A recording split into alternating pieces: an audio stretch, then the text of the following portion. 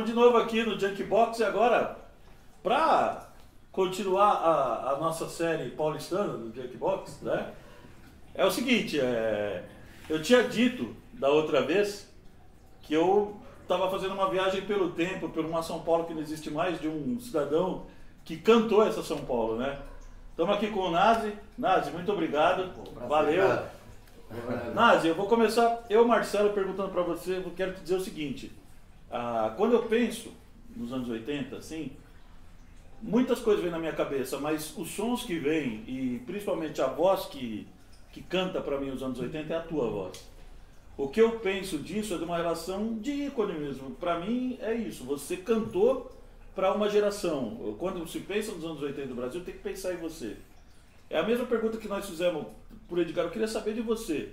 Para você é tranquilo essa relação? Você é fácil ser ícone de geração? Pô, obrigado por essas palavras, né, cara?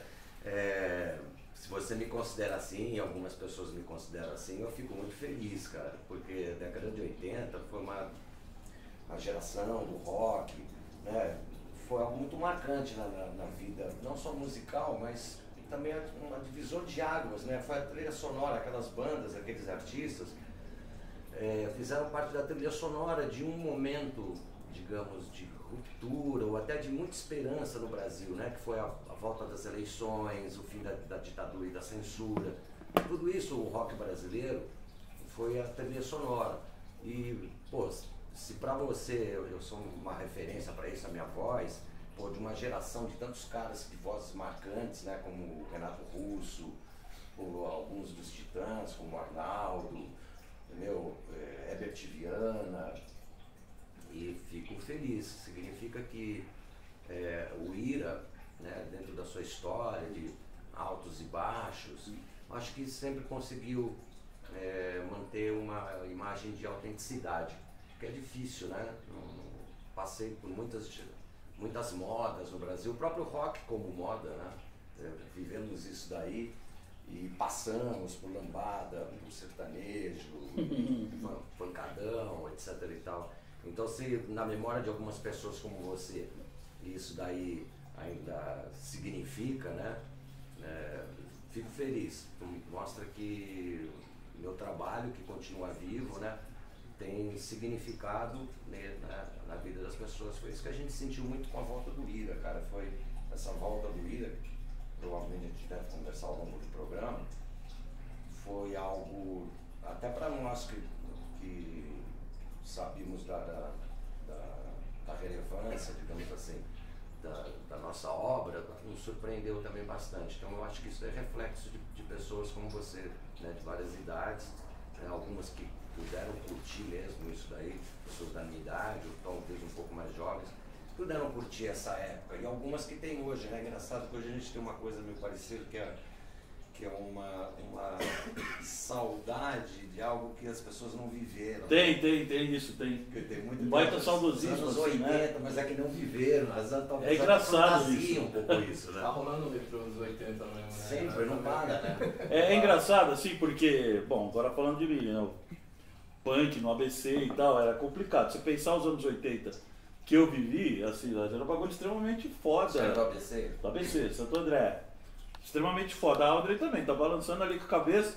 Era um ambiente muito repressor, um ambiente muito carolão, careta pra cacete, né?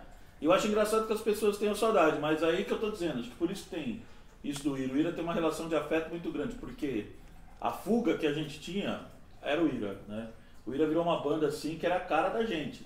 Cantar para uma geração. No ABC a gente tinha sempre um público muito grande. É interessante você falar sobre o punk do ABC, porque você sabe que sempre existiu uma rixa muito grande, né? Sim. Entre a turma que ficou mais famosa, os artistas famosos foram da chamada Vila Carolina, que era, acho que exato, do, né? A freguesia do Rock. Que era o Cólera, Clementão, Os Inocentes, Xomania, várias, todas aquelas bandas que fizeram parte daquele show, o começo do fim do mundo, que foi exato. um ponto, né, importante.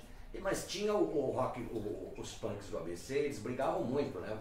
E você sabe que o primeiro show do Ira foi, na verdade o Ira foi formado, eu já conheci o Edgar, etc. Eu dava canjas numa banda do Edgar chamada Subúrbio, a gente estudava no mesmo colégio. E tinha um dos fundadores do Ira, que foi o baixista, o saudoso baixista Adilson Fajardo, ele estudava física na PUC. E lá ele conheceu uma turma, uns punks do ABC, que estudavam lá. E eles fizeram o primeiro festival punk, que era só com bandas do ABC. Eu lembro, tinha o Desordem, Passeatas. Passeatas do Pádua. Exatamente, o Pádua que não tinha o Pádua, não. E aí pensaram, esse primeiro show que eu fiz, Beijo, Pádua. você sabe o que encontrei ele anos depois, dentro da prefeitura de Santo André. Não sei se ele você deve ter shows ali do estacionamento. Mas eu lembro que eu entrei para fazer uma coisa burocracia. Foi na prefeitura mesmo. Prefeitura. E esse Pádua, para quem não conhece, era do Passeatas? Era do Passeatas, uma figura, uma lenda. Ele não tinha a mão, ele tinha um gancho, que nem o Capitão Gancho mesmo. Exato. Porque parece que ele perdeu jogando um coquetel molotov. Então, rapaz, o Pádua ele foi fazer um coquetel, mas ele esqueceu de soltar o coquetel, estourou no Pádua. Pádua é uma figura, tá lá, tá vivão, tá um tiozão. Então imagina aquele show, Ira cantando, a gente cantou só covers, 3, eu fiquei muito doido, era Tommy Artani, nem lembro, caí no meu então, tinha umas drogas ruins, viu, gente? E eu nem era, você sabe que eu tomei aquela coisa, eu nem era drogadito na época, cara, eu tava tão inseguro que me deram um negócio, aqueles caras... E era Artani. Ele tá doido, né? Cara, vixe, é que nem Lexotas, porra. Bicho, eu misturei com rabo de galo, sei lá o que, eu nem cantei aquela noite, sei lá. E no meio do coisa, você vê, cara, que aventura que foi. Eu lembro que alguém soltou um boato, era na PUC, não a PUC da Monte Alegre, era uma PUC que é a Travessa da Consolação, onde tem inclusive uma delegacia de polícia. Tá, o campus lá do... Tá. E soltou uma história num determinado momento que o pessoal da Vila Carolina estava indo lá para uma trilha para quebrar o pau. Então no show, no meio, o pessoal começou a fazer barricada, entendeu? Então quer dizer, uma coisa que virou um sensacional, cenário de guerra. Os anos 80 é engraçado. E eu caí do lado, caí de cara, eu lembro que eu acordei e os caras me tirando sal, eu falei, o que aconteceu? Os caras falaram assim, um caminhão bateu em você. E eu acreditei, nossa, o caminhão. Quer dizer, olha só como foi meu debut mesmo, o debut do Ira. A gente já dava canjas com o Edgar nos pubs, né? Mas esse foi o debut do Ira, nesse clima todo, dessa rixa. Na verdade não apareceu ninguém pra treta nenhuma. Aquilo lá, acho que fazia parte meio da adrenalina do pessoal. Cara, briga, assim, sabe?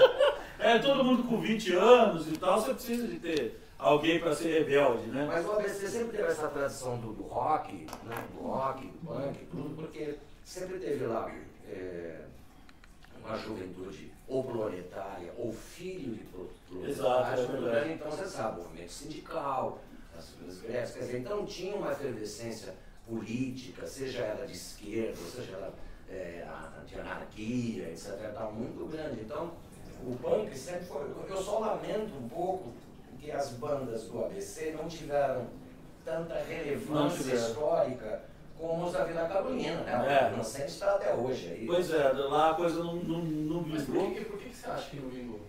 Assim, ao teu ver.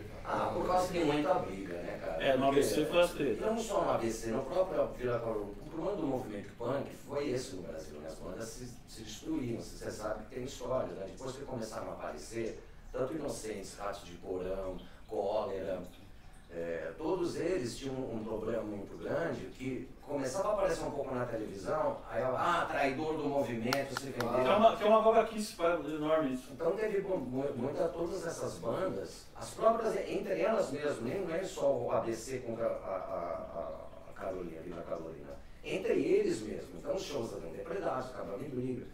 Por exemplo, o primeiro abriu-se uma casa muito importante em São Paulo, que foi o Napalm, que era lá no centro da cidade, que foi palco no primeiro show do Legião Urbana em São Paulo. Napalm, que ainda tem material aí. Então. E originalmente o dono da Napalm, que era esqueci o nome dele, enfim, o dono da Napalm queria fazer aquela casa uma casa de punk. Tá? Ele nem gostava muito do pós-punk, de voluntários, mercenários, e New Wave dos Titãs, Só que no primeiro dia de inauguração com o Banda Punk, os caras quebraram tudo. Aí o que o cara fez? Ele chegou e falou, não posso. Aí começou, se abriu para os outros artistas, que eram esses artistas que eu falei, Ira, Voluntários da Pátria, o Ultraja Rigor, Titãs tocou lá, Legião Urbana, Capital Inicial, Plebe Rude, acabou tornando-se punk. Então isso mostra como era difícil as pessoas fazerem um lugar de punk, porque é da treta, entendeu? É da treta, porque os caras eram muito autodestrutivos, entendeu? Começava assim, como um artista começava a aparecer um pouco mais, eles chamavam de traidor do movimento. Isso aconteceu com o João Gordo, sabe, que ele enfrentou. O Cólera também, porque ainda tinha uma coisa no Cólera, que eu acho, pra mim, na minha banda preferida de punk, sempre foi o Cólera.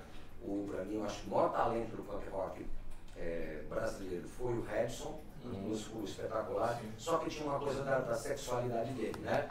Ele não assumia também, mas todo mundo sabia. Ele nunca conseguiu lidar bem.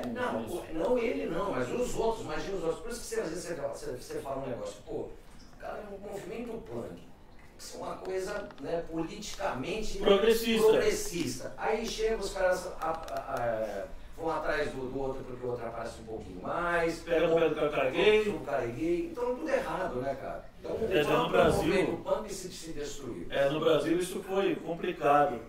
Teve uma dessas digressões do movimento punk que eu gosto muito, foi quando apareceu, o Nazi lembra disso, quando apareceu o povo lá a Plebe Rude. A Plebe Rude caiu aqui em São Paulo com o rótulo de a maior banda punk do Brasil. Em São Paulo. Aí eu ajudei, eu quero confessar aqui, já passou muito tempo, agora dá pra falar. Eu ajudei a quebrar tudo aquele dia lá, porque é um absurdo. Foi quebrou, onde foi o show? Foi no Madame. No Madame, e a maior banda punk do Brasil, com banda de pedir baixar. Mas tinha essa treta, né, já, porque inclusive no Mutinada a galera do ABC também ficou puta. Não, é que assim, no ABC, como o Nazi bem explicou, muito bem. O que acontece é que era uma região muito proletária e o punk rock do ABC era muito mais político e muito mais engajado, né? Não era uma coisa que eu acho que a geração não entendia porque as informações eram duras, né? Não chegava. Então, punk rock no ABC era tipo uma bandeira de guerra e nunca ninguém imaginou que pudesse virar uma cena pop, que tinha também em relação ao punk, onde ele nasceu no Brasil. Tinha essa parada, porque até os caras do Sul também reivindicavam de que não. Olha, sinceramente, eu vou te falar uma coisa. Obviamente nasceu em São Paulo. Porque o movimento de rock em São Paulo, é óbvio que, por exemplo, o que acontecia em Brasília, eu gosto muito da banda de Brasília, é que eles tinham acesso a discos por causa daquele intercâmbio diplomático. Isso. Na cidade muito grande. Mas eu tô falando, punk mesmo. Um cara punk é o cara que tem um gancho na mão, né, Padô? Porra, isso que é punk. Punk é o Padô. Isso não tinha lá. Punk é o Vlad do Ulster, que tocava com máscara na cara. O nome da banda era Ulster, em 80, ninguém sabia que era Ulster. Então tinha essa coisa, cara, que aqui em São Paulo sempre foi o berço do rock. Desde de Rita Pavone. É óbvio, me desculpem os cariocas, os gaúchos, que tem sua cena maravilhosa, mas o rock brasileiro sempre foi aqui em São Paulo. Rita Pavone, Os Incríveis, Dantes, depois Júlio de Porco, Meio de Brasil, depois a geração dos anos 80, porque São Paulo é a cidade do rock. Por toda a situação. Né?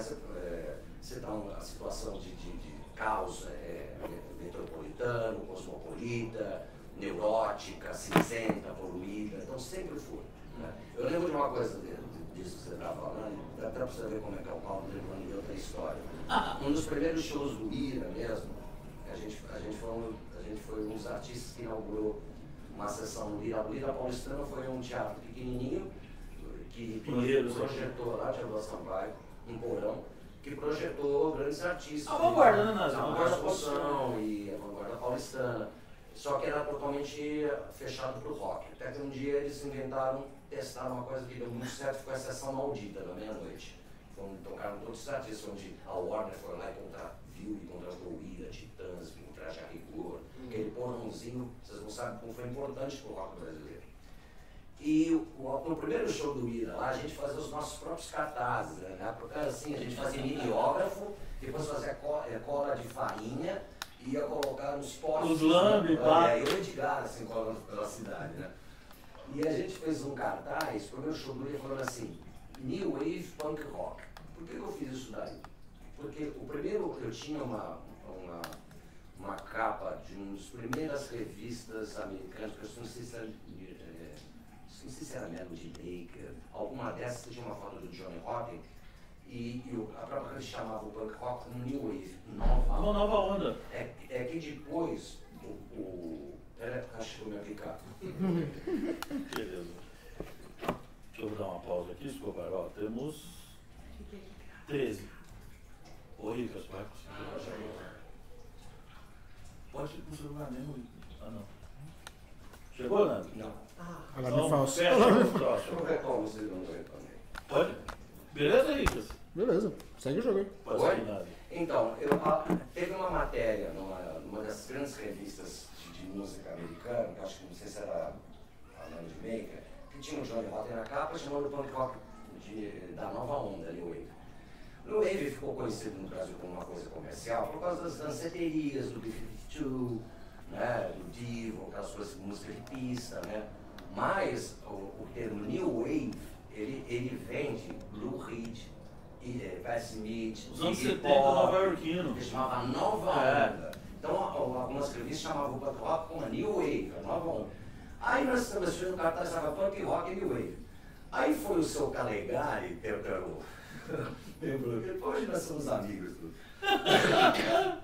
O Calegari foi nesse show e você sabe que naquela época existiam uns fanzines, né? Sim. Que era grande, não tinha, obviamente, internet, não tinha nada. A grande comunicação que você tinha eram os fanzines que as pessoas faziam, você podia pegar eles na Punk Rock Discos, na Rock Pop, no Palácio Afins, e muitas pessoas faziam resenha dos discos e comentários. E o Calegari foi num show do Ira e fez uma crítica ao show do Ira, assim, falsos punks. Até hoje. E o texto todo era assim, eu achei muito engraçado, muito interessante, porque eu vi um cartaz de um show chamando Punk Rock New Wave, todo mundo sabe que Punk Rock não tem nada a ver com New Wave, eu fui lá para ver, conferir o que é. E o que eu vi lá? Eu vi um guitarrista que faz solo de guitarra, eu vi um baterista que faz solo de bateria, que era o nosso saudoso Vitor Leite Mora, que faz um solo de bateria, e os caras tocaram até reggae. Entendeu?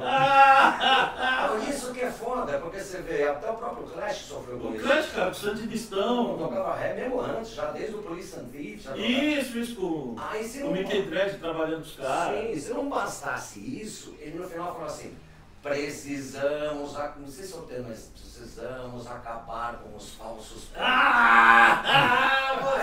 é falso! Agora você vê o que é pior. Aí eu chego no ponto de falar sobre o perigo da violência que existia. Claro. Você escrever isso, isso significa vá no próximo show, E ó, vira e quebra ele. chapuleta os caras. Você sabe que eu estive no próprio, eu sou testemunha ocular, cara, eu estive eu era muito fã do Magazine, antes do Magazine, do Verminosa, que era a banda do que vinha antes do Magazine, que era mais pancabile. Sim. Eu estive no Ilha Paulistana, o dia que os punks quebraram o show inteiro.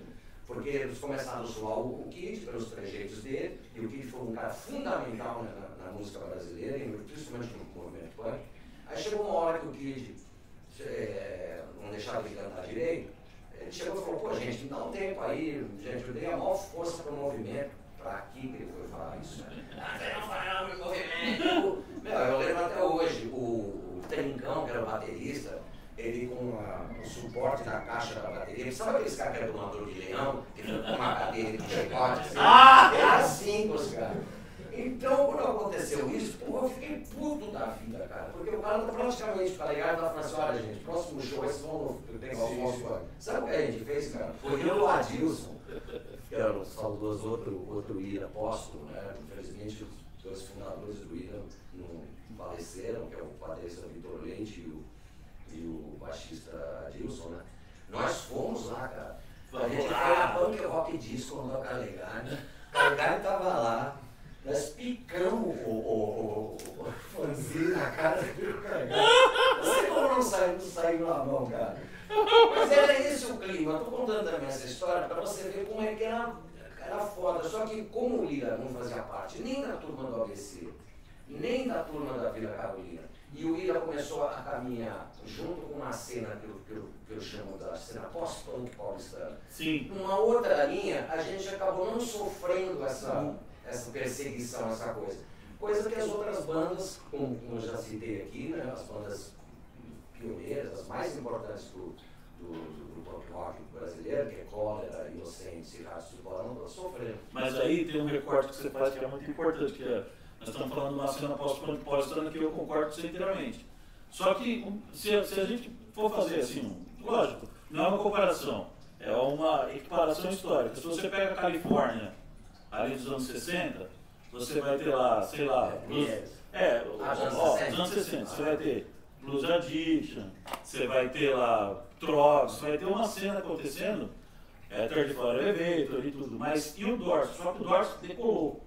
Eu acho que aqui em São Paulo, com Voluntários da Pátria, com Mercenários, pra mim o Ira foi a banda do pós-punk paulistano, decolou, foi embora e que alcançou lugares onde a gente que começou ali não imaginava que o Ira fosse chegar. Porém, o Ira nunca se perdeu o afeto pelo Ira. O Ira, quem começou a ver o Ira ali desde o primeiro disco, continuou vendo o Ira e é fiel ao Ira até hoje. Você consegue entender como é que você cativou esse público cara, desde aquele começo, no meio desse caos todo? Você imaginou que essa galera ia vir com o Ira? Cara, essas coisas, meu, é um monte de circunstâncias, cara. A gente pode falar de talento, de sorte, de decisões corretas. Quer dizer que eu soube como isso aconteceu. Eu acho que teve um fator assim importante, assim. Teve um determinado momento que eu e o Edgar, a gente estava dividido em bandas, né? Eu era cantor do Ira, ao mesmo tempo dos Voluntários da Pátria. O Edgar era a bandaça, viu? A gente fez um revival agora recentemente. E o Edgar tocava ao mesmo tempo com o Smack, com o Ira, com as Mercenárias. E com cabine cena por cima. Então o que acontecia? Se a gente não fizesse shows juntos, dava de acontecer, fazer. Quando o Ira tocava, não tocava Mercenários, não tocava Voluntários, não tocava. Quando tocava. Tudo bem que nessa época a gente não tinha um mercado muito grande. Assim, não, né? A gente fazia isso mesmo para viver de música e viver para a música. Então todo dia a gente estava ensaiando em algum lugar com alguém. Entendeu? Isso forjou a gente. Mas chegou uma hora que isso ficou limitante. Então, num determinado momento, eu lembro como se fosse até hoje, eu e o Edgar saímos de um rival improviso lá no centro de São Paulo, fomos para o Madame Satã, caminhando. E eu cheguei para cá e falei, cara, nós vamos ter que... Eu lembro que foi na fase também que o Charles saiu do Ira, e o Charles saiu do Ira também por essas coisas, porque ele estava vendo a gente, eu e o Edgar, super doidinho, bom, certo, doido. Hoje o Charles não via muita perspectiva profissional naquilo. E foi chamado, na verdade, ele foi chamado para ser baterista do RPM. Tá. Saiu do Ira para ir para o RPM e depois os Titãs comprou aquele clube de futebol, né? Atravessou a negociação. Assim, levou, tomou na mão. Na janela de transferência. Levou na mão. E aí eu tive uma conversa com o Edgar e falei, cara, a gente vai ter que ter uma decisão seguinte, pro nosso bem, pro bem de todos, a gente, vamos fechar com o Ira, mesmo porque o Ira era o principal trabalho autoral do Edgar, mas que ele compunha nas outras bandas também. E nós fechamos essa questão. Cara, vamos sair das outras bandas, vamos dedicar só ao Ira. Juntamente com isso, também acontece, eu acho, uma guinada estética no Ira, que também acho que foi importante. Isso. Mudança de comportamento. Isso. Naquela época, como já estava se formando a formação que era com o Gaspa e com o André, né? Porque o André, eu dividia mesmo.